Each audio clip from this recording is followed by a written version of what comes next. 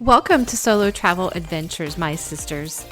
Don't let fear hold you back from traveling alone. I want you to gather your courage, listen to inspiring stories, and learn how to travel solo while safely navigating new places from this show.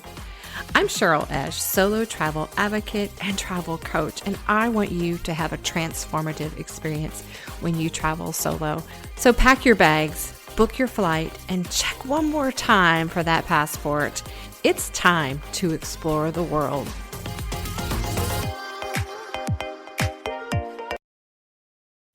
Hello, sister travelers. Welcome back. So let's talk Paris. I want to talk about Paris because it is fresh in my mind, but not only that, I know a lot of you have that on your list of places you would like to go. And trust me, it is a beautiful city, the city of love, the city of lights. There is so much to do there. Now, outside of all those wonderful attractions that you might want to see while you're there. For example, of course, the Eiffel Tower. Do not miss that. I don't particularly like touristy type of attractions, but even just going to see it in the gardens from a distance, seeing it at night lit up, there is just so much magic there. And there are many other things to see. Of course, if you're into art, you need to go to the Louvre, of course. And there's other things to see that are of significance there, of course. I'm not going to get into those. There's plenty of resources out there, and you can do some of your own research. But I want to share with you some do's and don'ts when you go to Paris. Right? This is going to help you when you plan your trip of things not to do and things to do to make it a little more less stressful, streamlined, and just some things to keep in mind so you can have a wonderful experience in Paris. Okay, so number one, learn from my mistakes, and I'm sure others have learned as well. Number one, do not use unknown taxi service from the airport. So what do I mean by that? So let me give you the scenario, the picture. When you land in Paris and you come out, and when you come out, there's a huge crowd of people. There are people on your left-hand side that are going to have signs that are picking up people. They might be shuttle services, they might be hotel services picking up a patron. Then there's a crowd more in front of you or to the right that are going to be hammering you when you come out, asking you if you need a taxi. Taxi. And these folks are not necessarily vetted taxi services, okay? These are people that will act like taxi services, all right? So you need to beware. They will not have the taxi sign on top of their car.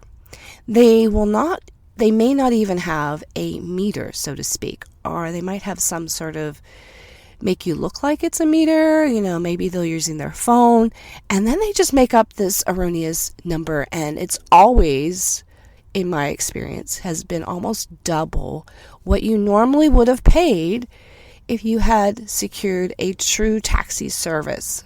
Okay, so my recommendation, do not get conned or pulled into that. Either pre-schedule your taxi service. Now, some hotels, depending on where you're staying, actually do provide shuttle service. Some for a fee, but it's still nice to have the hotel actually pick you up and take you directly to where you're going, even if you have to pay a little extra. All right? And it's also a safe way, right? You feel comfortable and secure that way, right? You're not getting into a stranger's car. You can also just pre-schedule a taxi service and use that to get you to your destination. Okay, so do that for sure. Do not get conned in, or you're going to. And also, the other little red flag is these so-called taxi people at the airport only accept cash. All right. And if you're a true taxi service, they do have the ability to take a credit card. Okay. So don't be conned into that. That's your number one do and don't. All right. Number two, most of you probably know this already, but you do not want to exchange your currency at the airport. It is always a horrible rate. All right, you're going to lose money by doing that. And they have you. They know they have you. So that's why they can sort of charge more, so to speak, or give you a less exchange rate for your money. So what I did, and I actually got a much better rate, is locally we have a currency exchange place here in Dallas that I went to, and I exchanged some of my money, not a whole lot. Just I wanted to make sure when I arrived in Paris that I had some euros with me, just in case I might need them, for example, for the taxi or something else like that. Or you can do a little research and look at where your hotel is and see if there's a currency exchange place nearby, so that once you get to your destination, you don't have to go very far to do an exchange for your currency, okay? But I do recommend that you get that maybe beforehand, just a little bit, not all of it, so that you have some euros in hand when you get there. Okay, number 3. Speaking of currency, and excuse me for my voice, I'm just getting over some congestion, some sinus congestion. But number 3, do not feel like you are forced to use cash. And what do I mean by that is, particularly in restaurants, if you're going to a sit-down restaurant. Now, outside street vendors, they probably prefer cash. A lot of them now might have that square and they can swipe a card. But cash is probably better in those situations. But if you're going to go to a sit-down restaurant in Paris, I mind you, they should accept credit cards. Some will even have the stickers on the door saying what credit cards they take. But do not feel forced to use cash. My situation was, it was my last meal there in Paris, and I stopped at a restaurant and sat down, and lovely restaurant, and the guy gave me my bill and he said cash, and literally whatever euros I had left, every single euro I had left, was to pay for this meal. And I was trying to save some of it, to tip my taxi driver on the way back, just to have a couple euros and stuff on hand. And I was fumbling, and I'm like, well, this is all I have. You don't take credit cards? I mean, really, don't? And he's like, well, he confessed they prefer cash, but they do take credit cards. So don't feel like your hand is forced to pay euros or cash when you go to a sit-down restaurant. A lot of them do that, of course, to avoid those fees. I understand that. But if they have the sign on the door, especially that they take, Visa, MasterCard, then they should not be forcing you to pay your bill in cash, okay? So do ask beforehand if that's, maybe you're getting to the end of your trip and you're like, I'm a little low on euros. Then make sure before you go in, let them know that, hey, I plan to pay with a credit card. And if they're not willing to accept that, then you can find lots of other places to go. And you can look for those stickers on the door as well. And point that out to them. If they say cash only, you say, well, I see a sign right there that says you take Visa or MasterCard. Okay, number 4, and this is mostly, I think, for Americans, is do not assume everyone knows English. Okay, I did run into a few people that, towards the end of my trip, that did not speak almost no English, right? So I do recommend and that you would learn some key phrases in French. Obviously, hello, goodbye, thank you, you're welcome, where are the bathrooms? Do you speak English is a great phrase to know in French, of course. Maybe sort of directions and that kind of stuff. No, where's the bus stop? Where's the metro station? Those are great phrases to know in French. So please learn those phrases. And this just goes for really anywhere that you travel, even if you don't know the language, that you could learn some of the phrases. And I did not learn Dutch before I went to Netherlands or to Belgium, unfortunately, but I was very fortunate that when I was in those two countries that, and that trip was kind of, I would say, spontaneous, in that I hadn't really planned to go there. My original plan was just to be in Paris, but then I extended my trip by myself to those two countries. But both countries were very welcoming, and yes, I did experience many people that spoke great English there. So I did not have an issue. But in France, I will tell you, if you make an attempt to speak their language, they will treat you so much better. They do not care for folks that don't attempt to use their language or to communicate with them. If you give that a try, they are so much nicer. Trust me, I've seen it. I've observed it. So go ahead and learn those phrases and give an attempt to speak French. Even though you might fumble, eventually you might be speaking in English to that server by the end of the meal. But starting it out with some French, letting them know you respect them. They like that. All right. Number 5, do not be afraid to use the extensive, wonderful transportation system in Paris. For example, the bus, the metro, the RER. Okay, these are great sources of getting around the city. Now, we made the mistake our first day and did not use any of the transportation system, and we walked. And I will tell you, I believe that day we walked about 25,000 steps. Oh my gosh, my legs were killing me. My feet were hurting. Okay, so don't be afraid. It is safe, ladies. It is safe. We met up with a Parisian, well, she's a French friend of ours, that even when we were in the 18th arrondissement and we were walking to Moulin Rouge. Now, I will tell you, that area is kind of known as their red light district, that whole street where Moulin Rouge is. She assured us, and we even walked at night at like 10:30, 11 o'clock at night. I think it was 10:30. She goes, it is safe. I felt completely safe as well walking. But the extensive transportation system everybody uses, and it's wonderful. You can buy a pass.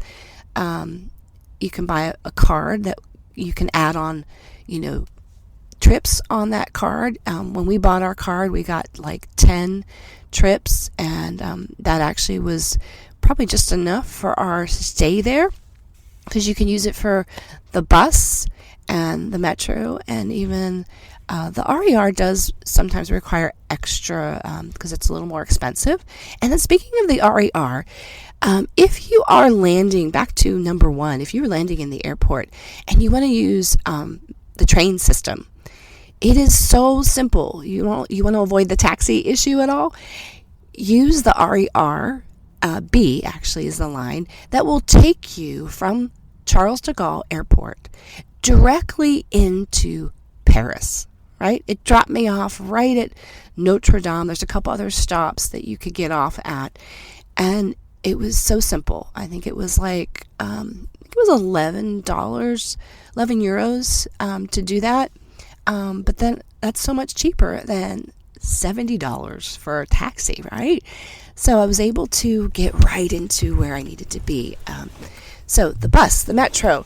Now, to use that system and to understand it, because it is extensive, I will tell you, you do want to download some Paris transportation apps, okay? Now, Bonjour, RATP, Wrapped, is very helpful. It gives you helps with directions and what bus and metro to use. A similar app that I used while I was there was called Metro Paris. Now, the Android version, I think, is called Paris Metro. Okay, it's flipped. One is red, and the red one is the Android one, Paris Metro. And then the Metro Paris is blue and white, I believe. But what I loved about these apps is, let's say you were standing somewhere and you needed to get to a certain landmark, possibly. You could, in the Bonjour wrap, you could put that in. It would tell you what lines to take. The Metro Paris shows all the different lines and different colors and where they go and what those lines, there's different colored lines so you can know, and the stops along the way too. Now, in addition to those apps, what I found so beneficial was if you're planning to use your data on your phone and you have your GPS enabled, this was a lifesaver, folks. A combination of using my GPS and the Metro Paris app. It would show me where I am. I would put in where I wanted to go. And then in your GPS map, now this is Apple Maps, it tells you how to go, usually from driving, right? You could change that to walking, but you could also change that to transit. And when you change it to transit, your maps will tell you which metro lines to use. It actually, it takes it step by step, like take the yellow line or line 2 to line 6 and get off and then go here. And it was so beneficial because a lot of times you did have to change trains to get to where you were going. And so a combination of my GPS showing me which lines I had to take, which metro lines, and the Metro Paris app, I was able to really visually understand and get to our destinations. So definitely do not be afraid to use the train and bus system, and then definitely download those apps so that you can get around a whole lot easier, folks. So sisters, I hope all this information as you are preparing or maybe planning a trip to Paris is beneficial, and it's going to give you some resources. You're going to feel like you are so equipped in your travels to Paris that you're going to just enjoy your time. You're going to have so much fun. And as I said before, there is so much to see in Paris, ladies. And take some time. I will recommend, don't try to, cram it all into one day. Really savor the time and honor your body as well. I will say, I think part of my congestion and sickness was that we just really, and even when I was by myself at the end, just going. When we travel, we are just on the go all the time. And I really believe, and when I travel with my son, we automatically put in little times where we can regroup or take a nap, right? I know you don't want to miss anything in Paris because there is so much to see, but you will miss more if you're too tired and maybe even get sick in the process. So make sure you're honoring your body. You're taking that time to just absorb it all. It's not to be rushed. It is just an amazing city. I have to be truthful. I have fallen in love with Paris. I can honestly say when I went when I was in my 20s, I was not terribly impressed with Paris. I think some of it was that as a backpacker with very limited funds, there was limited availability to experience the city like I think it should be. And going back as a mature woman and having the resources to now really truly experience Paris for what it is, I would have to say I fell in love with Paris, and I hope you do too as you plan and maybe add it to your bucket list if it's not there. It is a wonderful city with so much to see, and I hope you can utilize these 5 do's and don'ts for yourself as you prepare for that trip. And remember, sisters, let's be bold, be fearless, get out there and have an adventure. Hey, sister travelers, did this podcast inspire and encourage you? or move you to get out there and travel? Wonderful. There are 3 ways you can thank me. First one is leave a written review for the show on Apple Podcast. 2, share the show with your sister travelers, your friends, your family. And 3, subscribe to the show so you never miss an episode. And thank you again for listening to the show. Sisters, be fearless, take the leap, and get out there and have an adventure.